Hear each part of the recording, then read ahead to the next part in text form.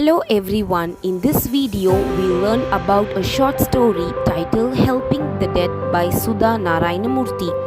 Let me introduce the author to you.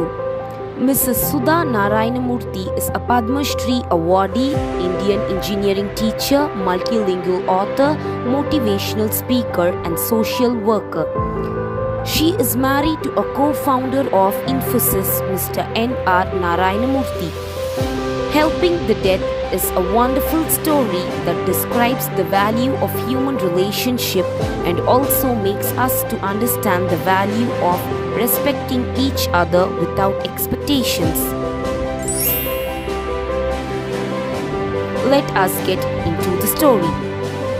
Our hero's name is Vinayak. Vinayak was a college dropout whose father was a timekeeper in a textile mill. He lived in a chawl.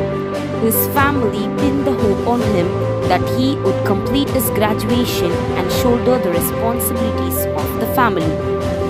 Vinayak attended a few interviews but not qualified due to his lack of English communicative skills. His friends, Bania, Babu, Murali and others also had the same background like him. Vinayak was all in his job. He did all petty jobs like taking care of babies, getting medicines for the old people, fetching water for the house. His favorite of all tenants was an old woman called Tungabai. She was Usha Thai's mother-in-law who lived on the ground floor. Whenever she saw Vinayak, she would say, "Bala, sit down for 5 minutes. You run around so much. You are a real paropakara in the chawl. Have a cup of tea. It is my share of tea. Don't worry." Vinayak was known for his helping nature. He dreamed to get a job in a government office. He could not get one due to insufficient qualification. Vinayak and his friends were getting ready to celebrate Ganapati festival. In Maharashtra, this festival is very famous and it was started a century ago by Lokmanya Tilak. Men and women joined together to work a month ahead of the festival. Volunteers started collecting donations from the locality. Vinayak and his friends went to a bank for donation. Fortunately, they met a foreign client called Jim, who came to India to write a book about Indian culture. Vinayak got introduced to Jim and Vinayak gave assurance in broken English that he would help Jim in taking photos of the festival for his book. Jim was surprised after seeing the integrity among people at the festival. He gave a $100 bill to the Ganapati fund. After calculating the expenditures for the festival, the team planned to have a costly treat with the balance fund money. Everyone was shocked to know that the balance money was rupees 10,000. As the amount was huge, all decided to share the amount among themselves except Vinayak and Lata. Lata wanted to buy a microphone set for the annual festival celebrations. Vinayak wanted to spend the remaining money for the cremation of Tungabai, who died that morning. Tungabai's body was lying there as the family members did not have money for perform their last rites. Vinayak was ready to spend money for Tungabai's last rites. His parents were against the act of performing the last rites to Tungabai.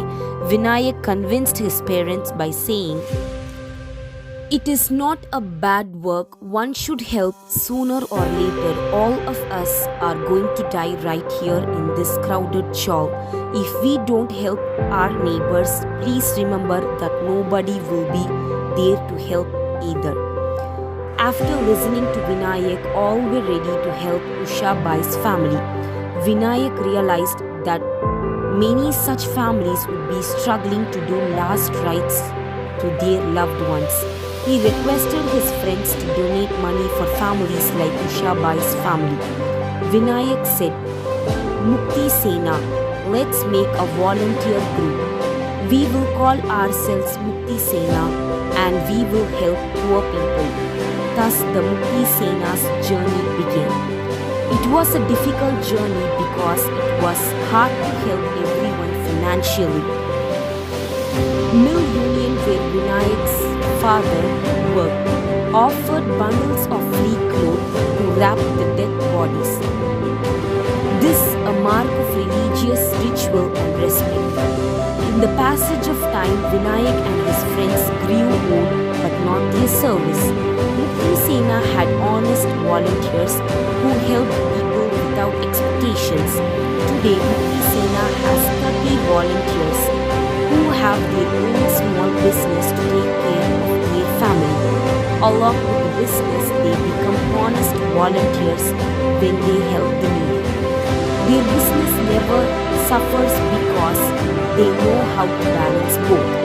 Vinayak says that when a person is dead, caste is never an issue.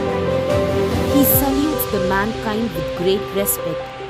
His family teaches an important lesson that one should live with a purpose, and the purpose determines the existence of oneself.